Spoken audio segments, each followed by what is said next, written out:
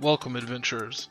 All 5 classes in Diablo 4 play completely different from each other, and you can't change your class mid-game.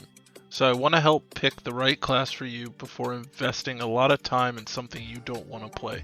I'm Hayes, so let's get started. First up is the Barbarian.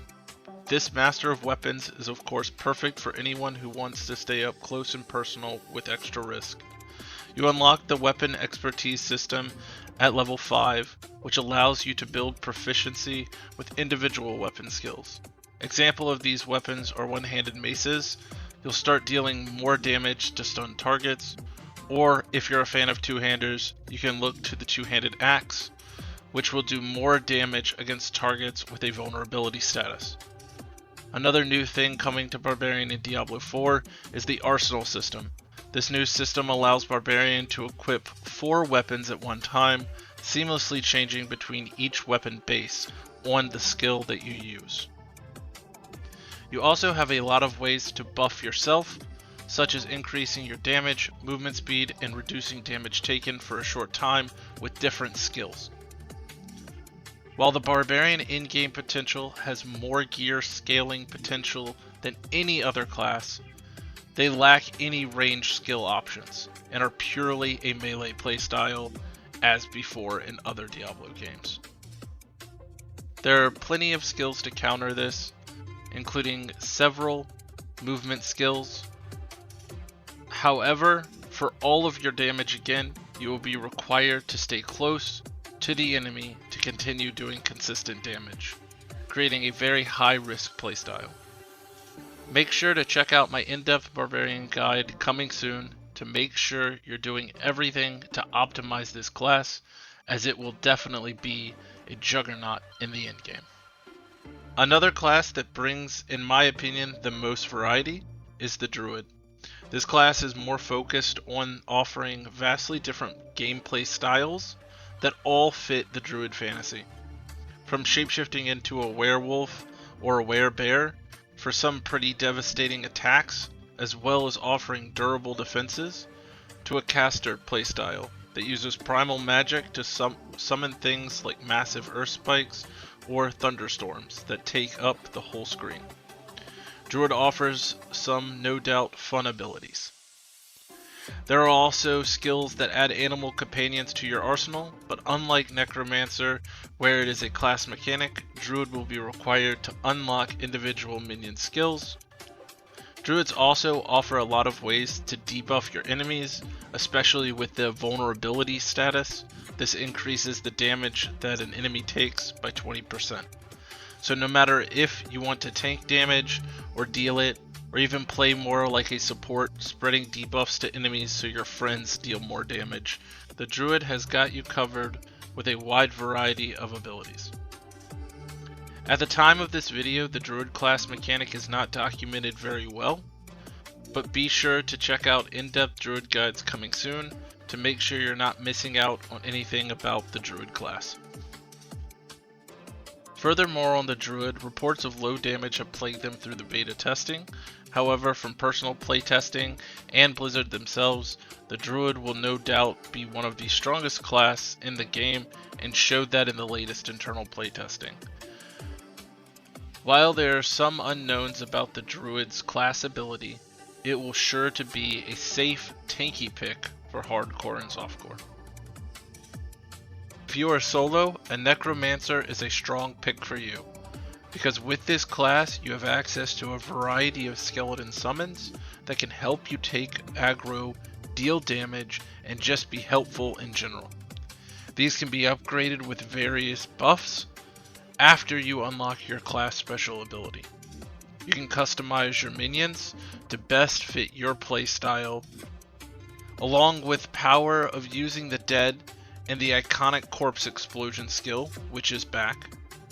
Necro has blood skills as well that actually have a chance to spawn blood orbs, which is a new unique healing mechanic to the Necromancer class to help with survivability. Bone skills will offer typical damage dealing spells as well as some survivability skills.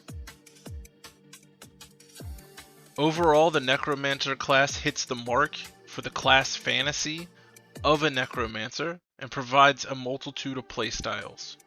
Some concerns have been raised about minion survivability, and while legitimate, as Blizzard attempted to promote a quote, more active playstyle, making players resummon minions more often, they have recently reverted this decision due to publicly acknowledging the negative feedback of this quote unquote more active playstyle. So I wouldn't worry too much. If you enjoy the Necromancer class, I would continue to pursue that route, as it will definitely be a strong fit and a decent class going into the end game in Diablo 4. Stay tuned for any Necro guides that I push out, as this may help keep you up to date on what are the best builds and specs to go.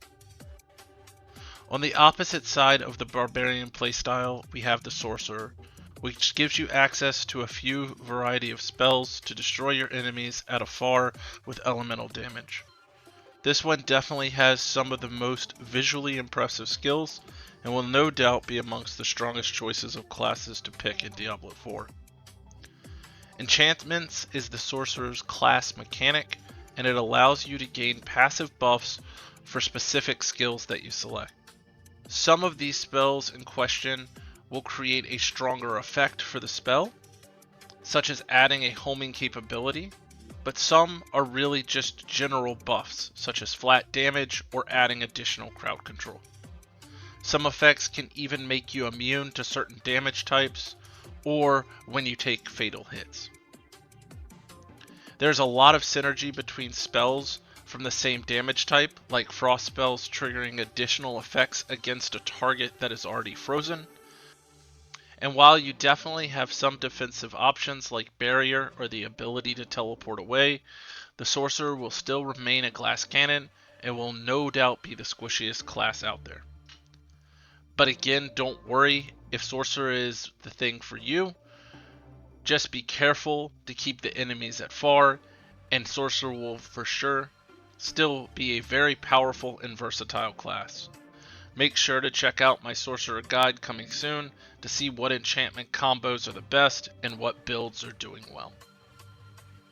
The Rogue is all about dodging attacks and fast-paced playstyle that focuses on dealing large amounts of damage and then retreating to safety. No doubt Rogue will contend with Sorcerer for the most burst damage playstyle. A lot of skills will rely on your bow or your blades. Skills vary from pure physical damage attacks to the ability to imbue certain weapons with poison, ice, or shadow damage. So while not commanding the elemental masteries such as a sorcerer, you are not niched into a single physical damage type. Like the Barbarian, the Rogue has a bit of an expanded inventory. You will always have a bow and a melee weapon equipped. And like Barbarian, you switch between your weapons depending on what skills you're using. But Rogue also have the very interesting and unique class mechanic that allows them to pick a specialization. The first specialization that you will have access to is combo points. This makes it so that you can build 3 combo points with your basic skills that then in turn empower your core skills, increasing their damage. As you level up, the second specialization that you will be able to pick completely changes your playstyle. This is Inner Sight, which will mark a random enemy that when attacked will fill up an energy meter. Once the meter is full, you will have 4 seconds where you have unlimited energy to use any of your skills. The final specialization that you can choose from will be Preparation, which resets all of your cooldowns when you use an ultimate ability.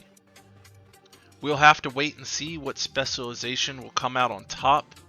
Make sure to check out my Rogue guides as soon as they come out to stay up to date on the best builds and specializations. I have a feeling that the original combo point one will be very strong, as it will be a consistent buff to your core damage. However, if a burstier playstyle is needed, I could definitely see the other two having niche use cases, but we'll just have to see. Let me know what class you're playing when the game releases down in the comments below, and of course, subscribe so you don't miss any future Diablo 4 content.